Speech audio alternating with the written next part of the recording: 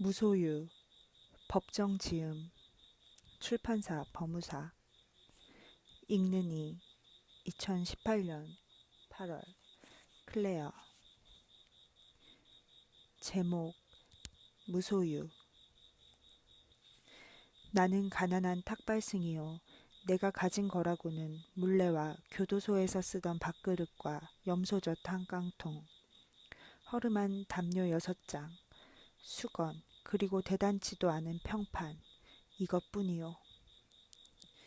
마하트마 간디가 1931년 9월 런던에서 열린 제2차 원탁회의에 참석하기 위해 가던 도중 마르세유 세관원에게 소지품을 펼쳐 보이면서 한 말이다. K. 크리팔라니가 엮은 간디 어록을 읽다가 이 구절을 보고 나는 몹시 부끄러웠다. 내가 가진 것이 너무 많다고 생각되었기 때문이다. 적어도 지금의 내 분수로는 그렇다. 사실 이 세상에 처음 태어날 때 나는 아무것도 갖고 오지 않았었다. 살 만큼 살다가 이 지상의 적에서 사라져 갈 때에도 빈손으로 갈 것이다. 그런데 살다 보니 이것저것 내 몫이 생기게 되었다. 물론 일상에 소용되는 물건들이라고 할 수도 있다. 그러나 없어서는 안 될 정도로 꼭 요긴한 것들만일까? 살펴볼수록 없어도 좋을 만한 것들이 적지 않다. 우리들이 필요에 의해서 물건을 갖게 되지만 때로는 그 물건 때문에 적잖이 마음이 쓰이게 된다.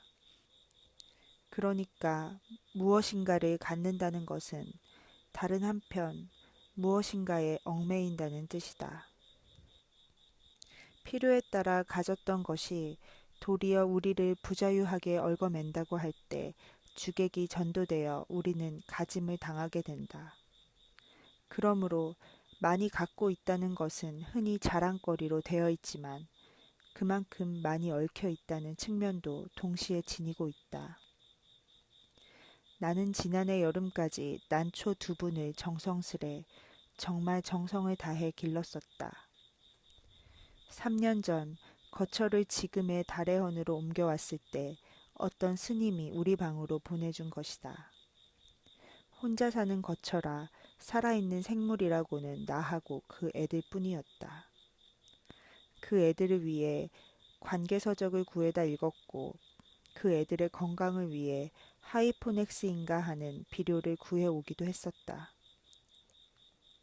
여름이면 서늘한 그늘을 찾아 자리를 옮겨주어야 했고 겨울에는 그 애들을 위해 실내 온도를 내리곤 했다. 이런 정성을 일찍이 부모에게 바쳤더라면 아마 효자 소리를 듣고도 남았을 것이다. 이렇듯 애지중지 가꾼 보람으로 이른 봄이면 은은한 향기와 함께 연두빛 꽃을 피워 나를 설레게 했고 잎은 초승달처럼 항시 청청했다. 우리 다래원을 찾아온 사람마다 싱싱한 난초를 보고 한결같이 좋아라 했다. 지난해 여름 장마가 갠 어느 날 봉선사로 운헌오사를 뵈러 간 일이 있었다. 한낮이 되자 장마에 갇혔던 햇볕이 눈부시게 쏟아져 내리고 앞 개울물 소리에 어울려 숲속에는 매미들이 있는 대로 목청을 돋우었다. 아차, 그제서야 문득 생각이 난 것이다. 난초를 뜰에 내놓은 채 온 것이다. 모처럼 보인 찬란한 햇볕이 돌연히 원망스러워졌다. 뜨거운 햇볕에 늘어져 있을 난초잎이 눈에 아른거려 더 지체할 수가 없었다.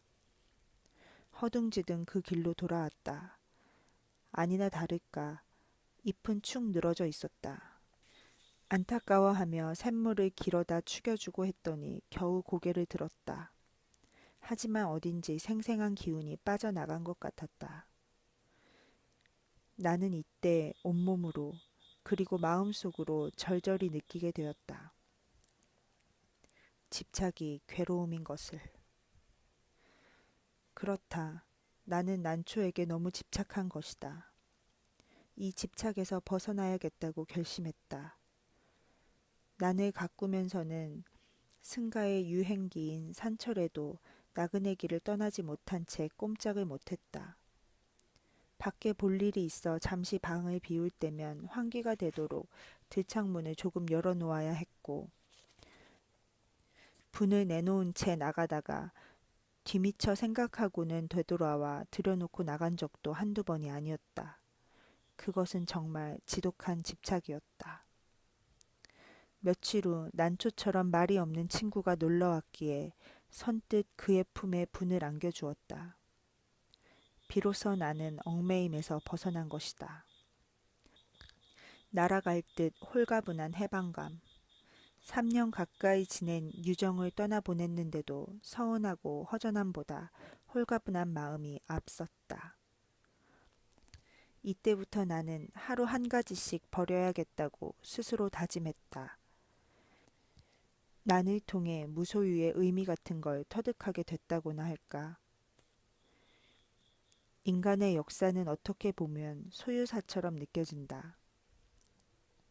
보다 많은 자기네 몫을 위해 끊임없이 싸우고 있다. 소유욕에는 한정도 없고 휴일도 없다. 그저 하나라도 더 많이 갖고자 하는 일념으로 출렁거리고 있다. 물건만으로는 성에 차지 않아 사람까지 소유하려 든다. 그 사람이 제 뜻대로 되지 않을 경우는 끔찍한 비극도 불사하면서 제정신도 갖지 못한 처지에 남을 가지려 하는 것이다. 소유욕은 이해와 정비례한다. 그것은 개인뿐 아니라 국가 간의 관계도 마찬가지다. 어제의 맹방들에 오늘에는 맞서게 되는가 하면 서로 으르렁대던 나라끼리 친선사절을 교환하는 사례를 우리는 얼마든지 보고 있다. 그것은 오로지 소유의 바탕을 둔 이해관계 때문이다.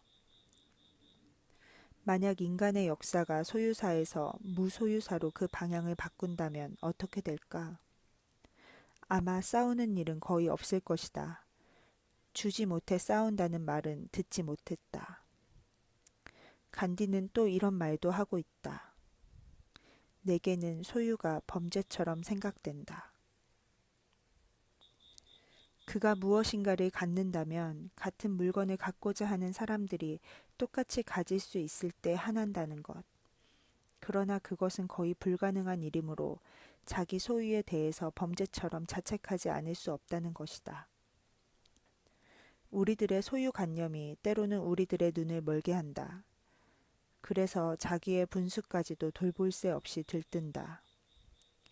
그러나 우리는 언젠가 한 번은 빈손으로 돌아갈 것이다. 내 이 육신마저 버리고 홀홀히 떠나갈 것이다. 하고 많은 물량일지라도 우리를 어떻게 하지 못할 것이다. 크게 버리는 사람만이 크게 얻을 수 있다는 말이 있다. 물건으로 인해 마음을 상하고 있는 사람들에게는 한 번쯤 생각해 볼 말씀이다. 아무것도 갖지 않을 때 비로소 온 세상을 갖게 된다는 것은 무소유의 또 다른 의미이다. 1971년